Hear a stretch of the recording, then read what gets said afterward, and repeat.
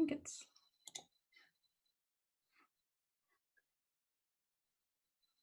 okay, so it is recording. All right. Hi, everyone. Thank you so much for taking the time to be here today. I definitely appreciate that you've taken the time to log in and learn a bit more about Western. My name is Julia Ide. I'm an admissions counselor here at Western Washington University. I work with all of our students coming from Central and Eastern Washington, and I'm actually based in Spokane, so I'm pretty close. So hopefully one day I'll be able to come for an in-person visit as well. In this presentation, I'm going to give you some information about Western, some general information about Bellingham, where we're located. I'll tell you about academics, student life, and ways to get involved in the campus community.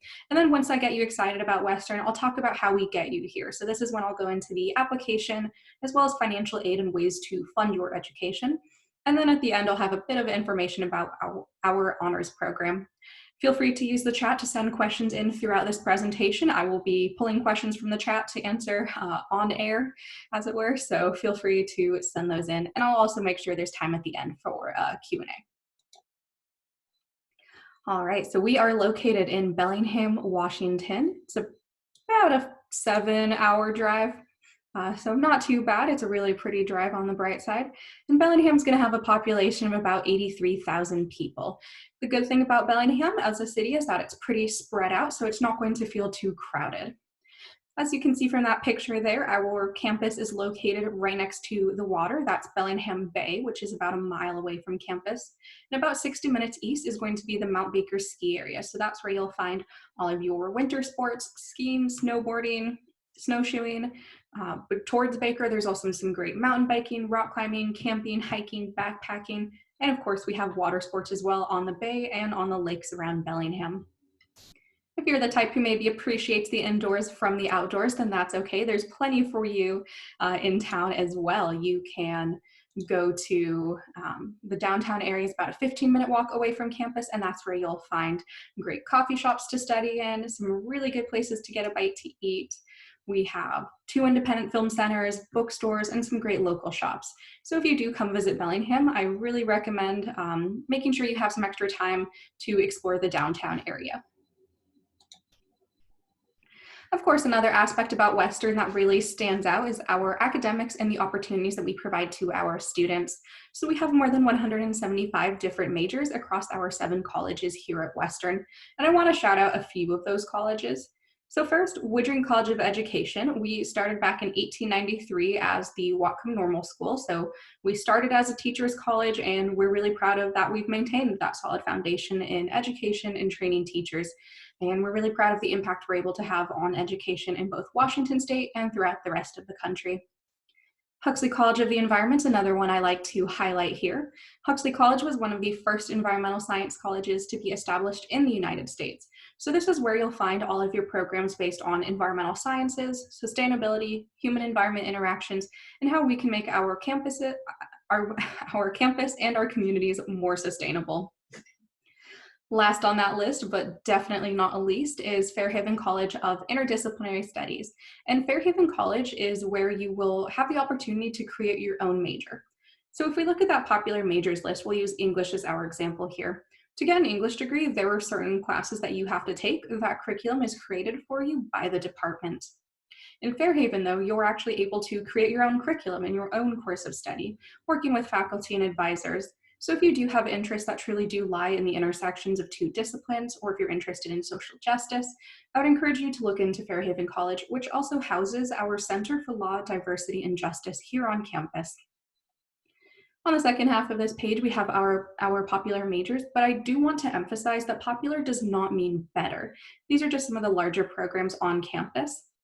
That last bullet point there, pre-professional pathways. So these are all of your programs that are to help prepare you for going on to graduate school, those medical school, law school, all of those programs. The pre-professional pathway is there to make sure you're on track, whether that's completing prerequisite courses, giving you targeted advising so that you're prepared to go into those competitive programs after you graduate from Western. We're a mid-sized university here at Western. We have about 16,000 students, and 95% of those students are undergraduates. So the benefit of that for you as prospective undergraduate students is that means that from day one, you'll have access to your professors because 99% of our classes are taught by professors, not graduate students. You're not having to compete to get those research positions or internships. Those are going to be available to you as undergrads, which we feel is really important. We want to make sure that you're having those opportunities to really expand upon your education outside of the classroom. And if you want to hear more about research at Western, feel free to let me know through the chat. Of course, another huge part of your college experience is student life and getting involved in the community here on campus. We want to make that easy for you, especially when you're coming a bit further away from home. We have more than 250 different clubs at Western. We have academic-based clubs like Chemistry Club and Psychology Club. We have the Professional Women's Association. We also have the Harry Potter Club, the Skiing and Snowboarding Club, the Cereal Eating Club. So there's always something fun to do. If you don't see a club that matches up with your interests, then you can get a few friends together and start your own club. It's that easy. Residence hall activities are also another great way to get involved. With residence hall activities, you are actually able to help out with planning events or just go and attend the event. So it's a great way to get to know those students that live around you. One of the housing communities puts on a haunted house in the fall, another hosts a outdoor carnival in the spring, and throughout the year, they're also going to be hosting movie nights in the common areas in the residence halls as well. We do also have our resource and outreach programs. These are support resources we have for you to be successful because there's no one formula to a successful college experience. And what you need to succeed might be different from what another student needs, and that's okay. We have our tutoring center in the library where you can go meet with a tutor. They're going to be a student who's already taken that class and passed, so they're familiar with that curriculum. Or you can get connected with a study group in that class, or just get some help on study skills. We also have a research and writing studio where you can go to get writing assistance, help on research papers and essays, as well as a tech center where you can get tech assistance or borrow equipment like laptops, cameras, microphones, even a sewing machine. The Counseling Center is another resource we provide for our students. At the Counseling Center, you can go to some of their workshops they lead, like one of the workshops they do is healthy stress management techniques.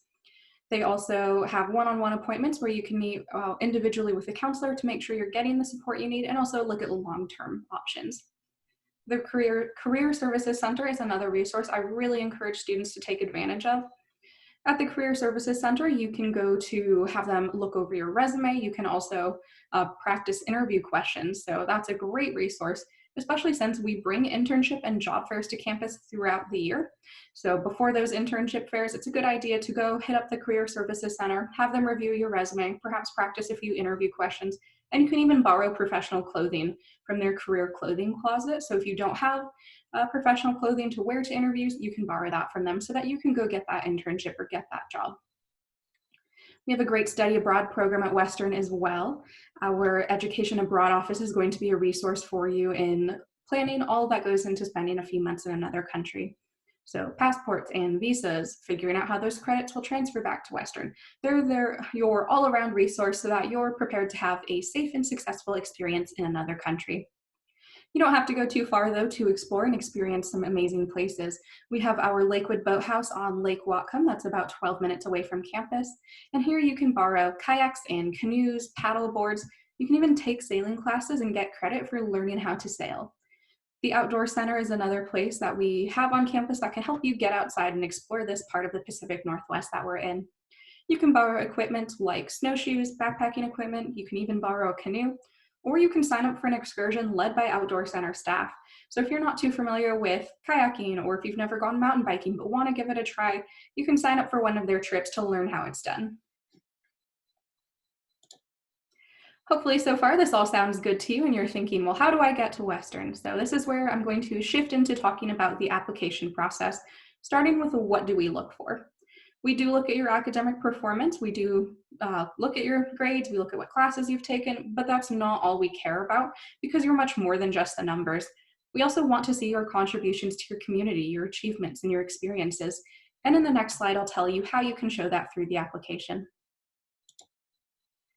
So this is going to be an online application. You can find it on our admissions website. We ask that you send us your transcripts that show your grades from the beginning of 9th grade through the end of 11th grade, and also that you submit your senior year schedule with what classes you are currently taking or planning to take. Typically, we do ask for official ACT or SAT test scores, but we have decided to be test optional for 2021.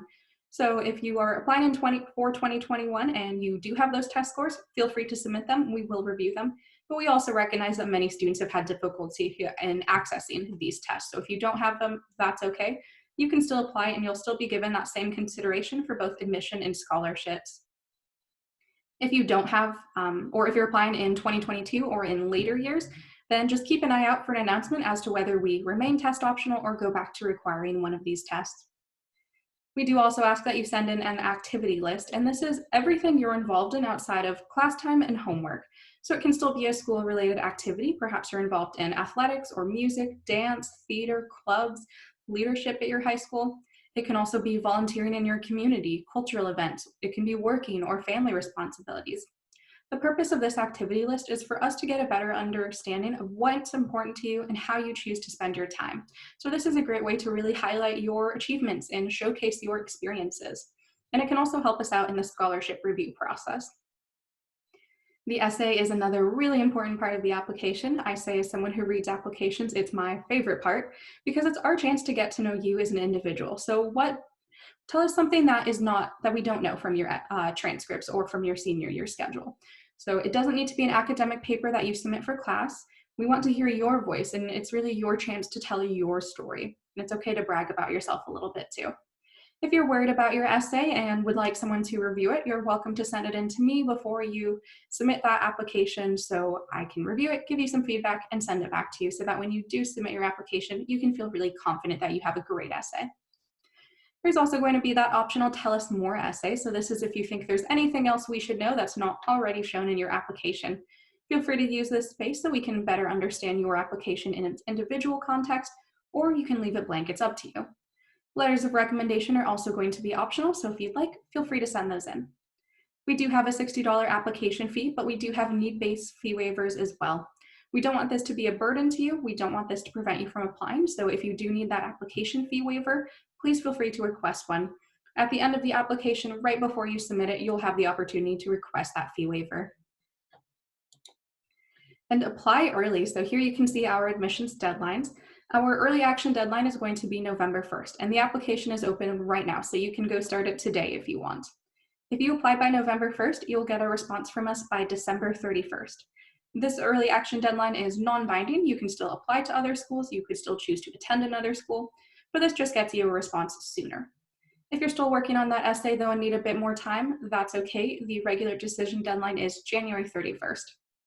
Bit of advice though, it does help to apply early, especially if you're planning to live in on-campus housing, because your priority in the housing pool is tied directly to when you submitted your application. So the earlier you submit your application, the higher priority you'll have in the housing pool.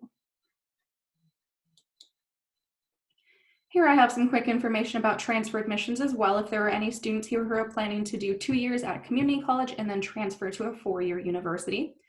Again, that's going to be an online application and we'll ask for all of your transcripts from all the colleges you've attended. For the transfer students, the essay is more focused on your academic plan and your career goals, but you're still going to have that optional Tell Us More essay. If you are planning on transferring, make sure you keep an eye on those deadlines there, March 1st for fall quarter, so it gives you a bit more flexibility on those deadlines. Here I'm going to shift into financial aid, ways to fund your education at Western. Right at the top, I have links to FAFSA and WAFSA. FAFSA is the free application for federal student aid. WAFSA is the application for Washington state aid. And if you're not sure which one's the right form for you to fill out, you'll fill out one, not one or the other, not both. And if you're not sure which is the right one, feel free to reach out to me or our financial aid office and we can help you with determining that. WAFSA is used by Washington state residents who don't qualify for federal aid. Again, apply early. That's some of the best advice I can give you.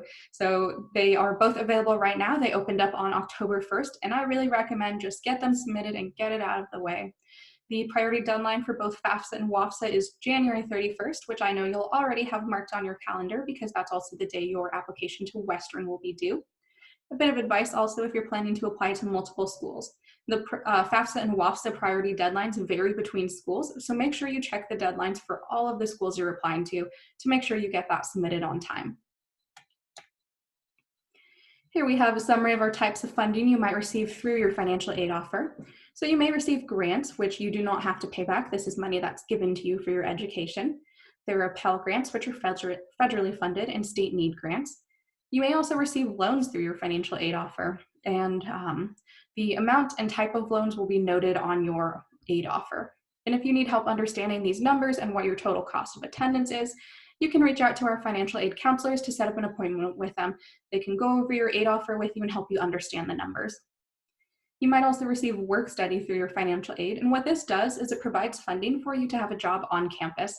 So you do still have to go out and find that on-campus job, but we have a great resource through our Student Employment Center website for students to find jobs. You can sort by work study and non-work study. You can sort by what kind of job it is. So you'll have plenty of opportunities, even if you don't receive work study, plenty of chances to find employment on campus. We have more than 3,000 student jobs on campus, ranging from working in the dining halls to delivering mail on campus, to even being a kayak instructor through our outdoor center. Here we have some scholarships and also a beautiful picture of campus on one of the semi-rare occasions we get snow. So we have a few different kinds of scholarships. We have admissions-based scholarships, and these, when you apply to Western, you are automatically considered for these awards. There's nothing extra you have to do.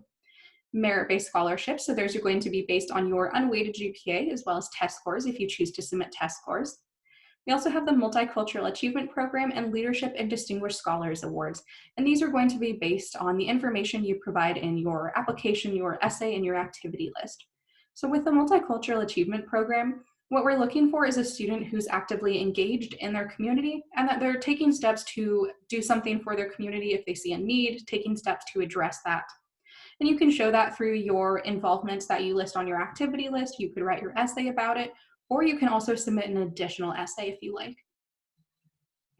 Departmental scholarships are available to current students, so once you start getting into your major, and sometimes incoming students as well. So if you have a few ideas of what you want to study, it's a good idea to take a look at that department and see what kind of awards they offer. Some resources there for private scholarships as well, the washboard.org and collegeboard.org. I definitely recommend and encourage you to apply to as many scholarships as you think you qualify for. It's definitely worth it to apply to those awards. Don't let thinking you might not get it prevent you from applying, because you might be surprised by that outcome. We also have our scholarship center on campus that can help you with that scholarship search, and they maintain a list of scholarships available to Western students as well. Here's a summary of our tuition and cost of attendance. So for Washington residents, our tuition is $6,543 per year. We have the second lowest of the four-year universities in Washington state, and fees is going to be $2,080. And the fees, those cover access to your student health center, the recreation center, transportation fee, which gives you a bus pass on your student ID card. All of those different fees are lumped under that one number. And this is the cost per year. So these would be divided by 3 to be billed fall, winter, and spring quarter. There's also the cost for housing and meals if you choose to live on campus. This number is going to be based off of a double occupancy room, so you have one roommate, and then having a meal plan as well. You are not required to live on campus any year, so if you'd like to live off campus, that's totally fine. UNO will be the best choice for you, though we do certainly encourage students to live on campus that first year. So at the top of this chart, these are your direct costs. These are the costs that are billed to you from Western, and they're a set number. They don't really fluctuate. Below that are your indirect costs. So these are the costs that are going to vary from student to student. You have control over what these costs look like, but we have them there as an estimate to give you your total cost of attendance, which is then what your financial aid would be based off of. All right, and I just have a bit of information about our honors program before I wrap things up. Our honors program is really for all students. It's compatible with every major at Western. I know when students hear honors, they often think, oh, that's only for students with a 4.0 GPA, but that's not the case. There's no minimum GPA, there's no minimum SAT, ACT test score to be in honors. Instead, what they're looking for is a student who's really engaged in their education and a student who has a lot to add to that classroom conversation. If you do want to apply to honors, you'll submit a separate application with a writing sample of your best written work, as well as a short essay about why you want to be in the honors program. And they'll also use your admissions application materials like your transcripts. So you do need to have already applied to Western to apply to honors, but you don't have to have gotten it, and you don't have to be admitted to Western yet. So you can submit your Western application and then immediately go apply to honors. Keep an eye on those deadlines again. And if you are interested in learning more about honors, I really recommend you reach out to the folks over in the honors program. They are super friendly and would love to tell you more about the opportunities, community, and curriculum that honors students experience. All right, so I have reached the end of my PowerPoint here. Have some time for a Q&A, which is great, but feel free to contact us. We're here to be a resource to you, even though we're in this virtual world and everyone's remote at this time, we're still here. So please let us know if we can do anything to help out. You can sign up for an appointment to chat one-on-one with an admissions counselor, and you can also take a virtual tour of campus. This week, we are also hosting our virtual preview. So we have events today, tomorrow, and Saturday the 17th. So if you'd like to learn more about specific academic departments, how to write a strong essay, if you'd like to see a panel from current students, I really encourage you to log on and see some of those events. Now I'm going to go to questions. All right, we have 2 questions here. Thank you so much for sending those in. So does Western accept Running Start credits? Yes, we do accept Running Start credits. We have online our transfer equivalency guide. So if you're doing your Running Start credits at any of the Washington State public universities or community colleges, you can go to the transfer equivalency guide, select the school that you're completing your credits through, and then you can see how those credits will transfer to Western, just to give you an idea for your planning what those credits will look like. But we do accept AP credits. What that process looks like is you'll apply to Western, and when you apply, you only need to send your high school transcript for the Running Start credits. You only need to send your high school transcript, and then once you're admitted to transfer those credits, we'll need an official transcript from the college, but you can send that once you've wrapped up all your classes there. Do you accept AP credits? We also do accept AP credits. I'm going to send a few links to the chat so you can access these. First, I'll get that transfer equivalency guide.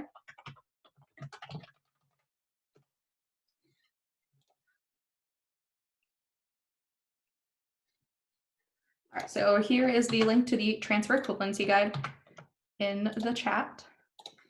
All right, so I just sent that out, and I will also send our AP credit chart. We do accept AP credits. It's going to be based on the score you receive on the AP exam. And this chart will tell you what score you need to receive credits depending on what class and exam you're taking.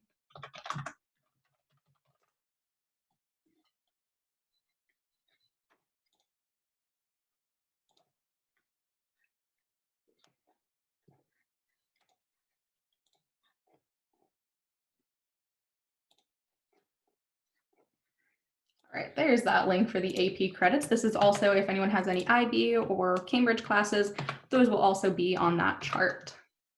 All right, so this will tell you how your AP credits will transfer. We have another question here. Can you request someone to live with in the dorms? Yep, you can definitely do that. So what that will look like is once you and your friend, whoever you want to live with, both have applied to Western, you can apply for housing.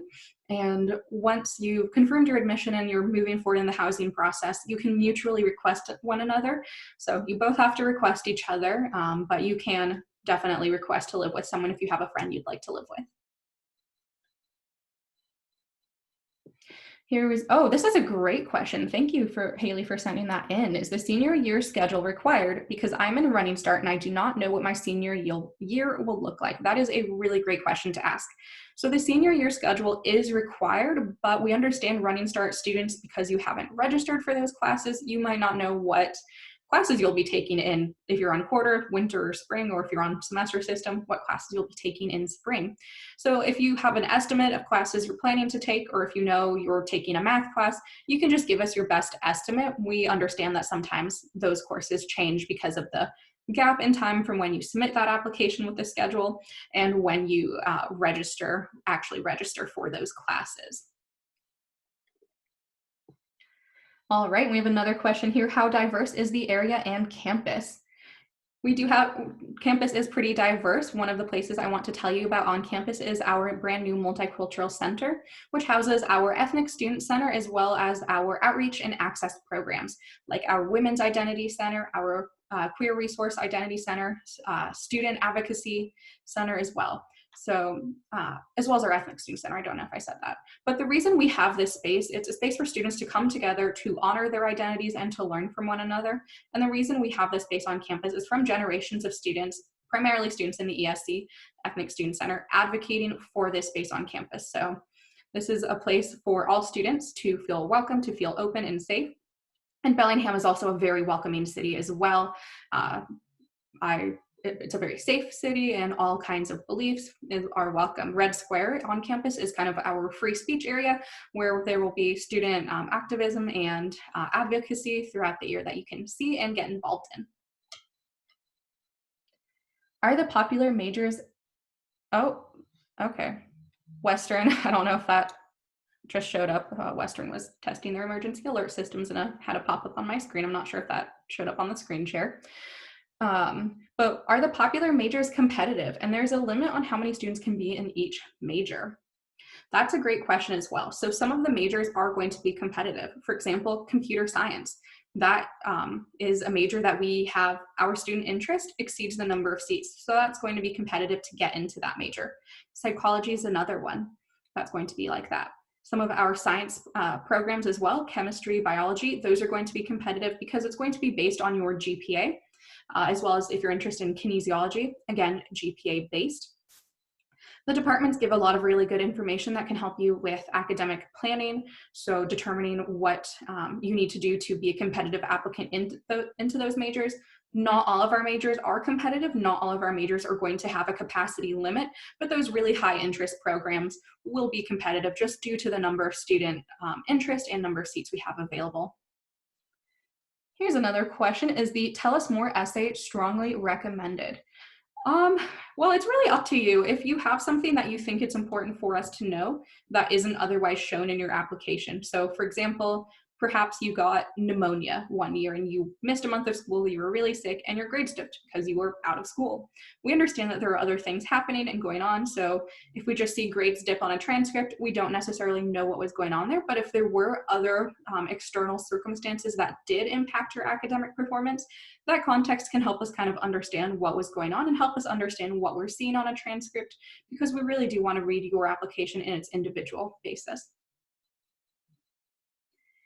Here's another question. What are the most common essay topics and would you recommend staying away from them? Well, we have 3 prompts for students to choose from for our essay. One is your experiences with multiculturalism and diversity in your community.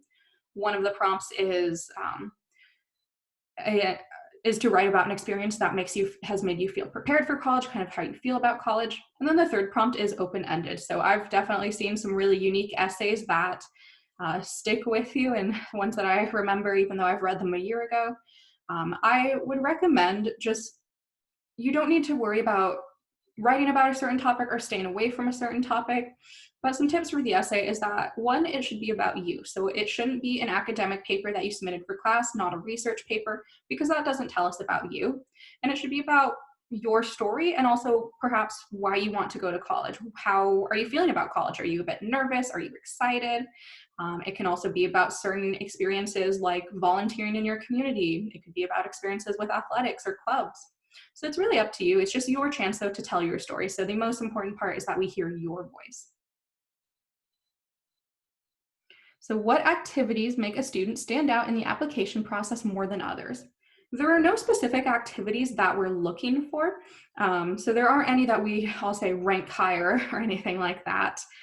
Instead, though, what really helps is detail in the activity list. So when you create your activity list, say one of your activities is soccer.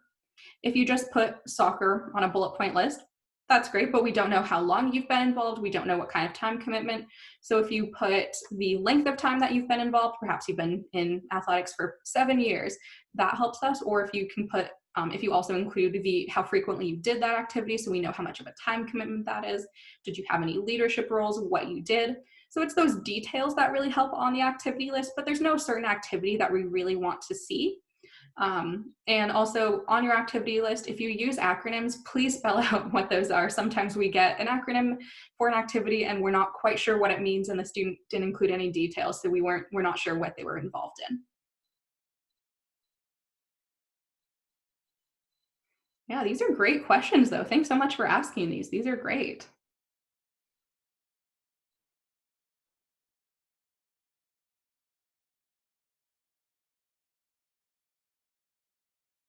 All right, what is the acceptance rate? Our acceptance rate, I think we're right around 86%.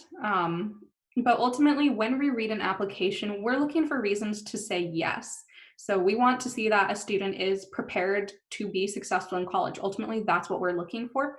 And there's a lot of different ways that can be shown in your application. So we want to say yes. We're not looking for reasons to say no. Oh, here's another great question. Is having a job during high school a factor you consider or admire? Yeah, that's definitely something we take into account. It definitely shows a lot of responsibility and time commitment, of course. If you don't have a job on your activity list, that's okay. It wouldn't count against you, but it can definitely, it shows a lot of responsibility.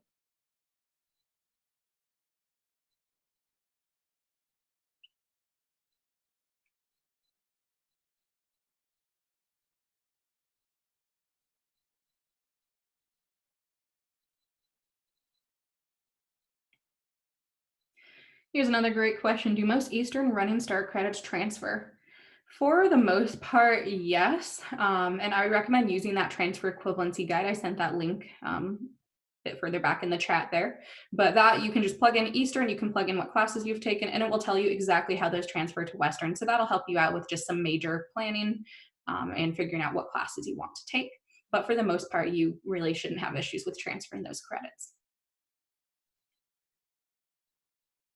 All right. Ooh, here's a good question. What was the turning point that made you decide to go to Western? Ooh, that's a great question. I don't know if I have a great reason for why I decided to go to Western. It was close to home and I wanted to stay in Washington State. I'm from outside Seattle. So that's why kind of why I chose Western. And it was definitely a really affordable option. But I have a better answer to the question, why did I decide to stay at Western? Because in my first year, I was looking at transferring to another school because I wasn't sure if I made the right choice. And the reason I decided to stay as a student at Western was that the faculty were really available. I was having a hard time in my biology class. I'm sure some of you can relate to that. And I did not do so well in an exam. And I was a very shy student. I did not go to office hours. I didn't really talk to my professors. And I had the professor come seek me out during lab and talk to me and say, hey, it's going to be okay. Come to my office hours and we're going to go. She spent an hour and a half going over the entire exam with me to understand, to see where I went wrong on the exam, to see what I wasn't understanding, and to explain that to me. And talked about ways that I can study to do better on the next exam. And I ended up actually doing really well in that class. And it's because that professor took the time to come and help me. So that's something I really appreciated about Western, is that our professors are really available and they really do want to help you to succeed. Here's another question. What kinds of places are offered in the study abroad program? So you can pretty much study abroad wherever you want, and there's 3 ways you can do it. The first is going to be on an excursion led by Western faculty. So they take a group of Western students abroad and teach a class abroad. One of those options is working in the Himalayas, working on snow leopard conservation. There's also Spanish trips, immersion trips abroad in Mexico. Uh, there's trips to Greece and Ireland. So there's going to be multiple options, and it kind of varies year to year depending what faculty are leading what trips. For the second option to go abroad is to do an exchange. So Western has some relationships with certain universities.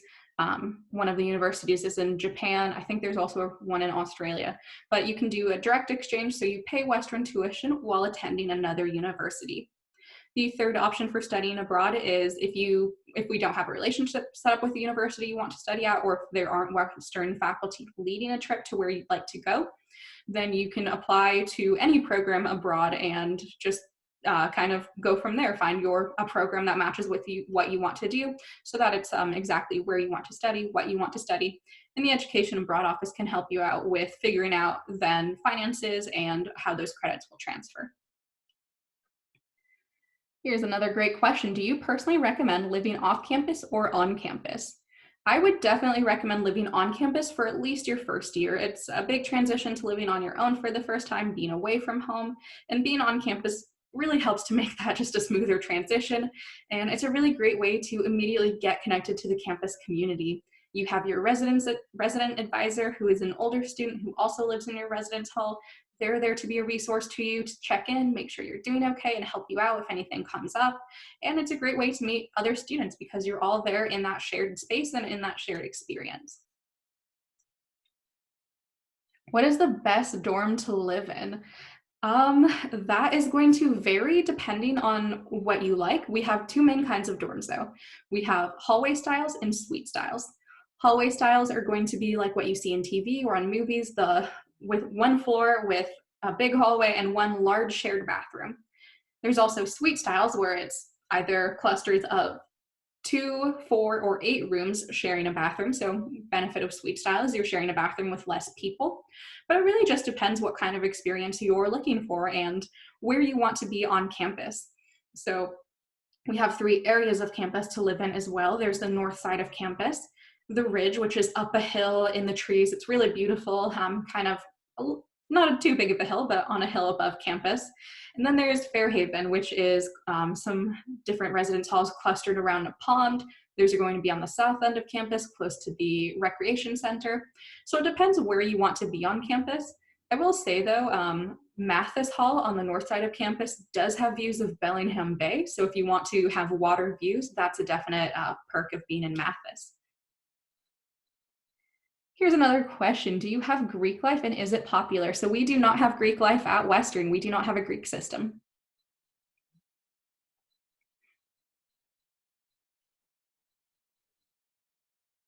But there's still plenty of ways to get involved even without a Greek system. It's something that our students just decided they didn't want to have a Greek system, so we don't. But there's plenty of other ways to get involved through clubs and activities. We have other student organizations, so you'll still have that community. It just might be in a different way.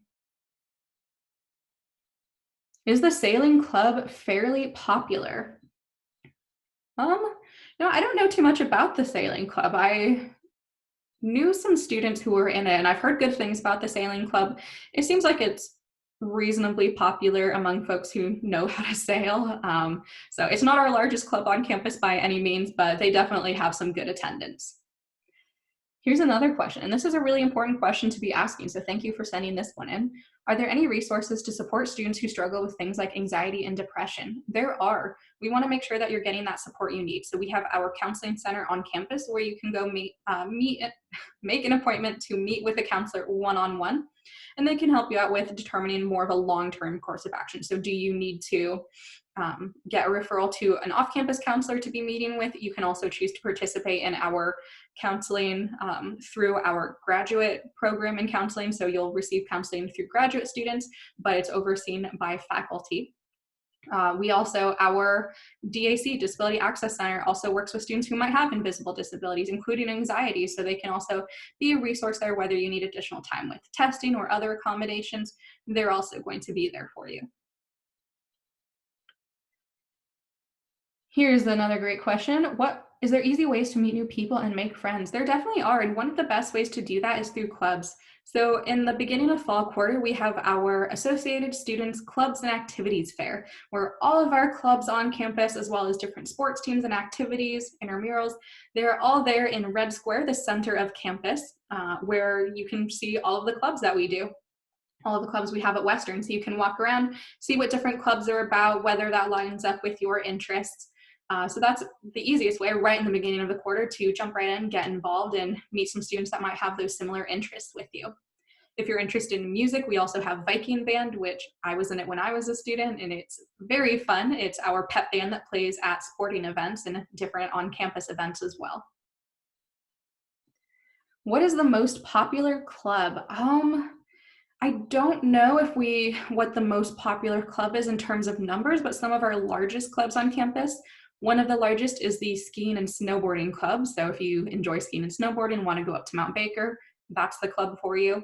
The Harry Potter Club is also really large on campus. What's one of the other larger clubs? We have I don't know what the largest club would be. We have 250. I know the Harry Potter Club and Skiing and Snowboarding Club are two of the largest, though. The running club is also pretty popular, and hiking clubs. But if you're not into the outdoors, we have plenty of non-outdoors clubs as well.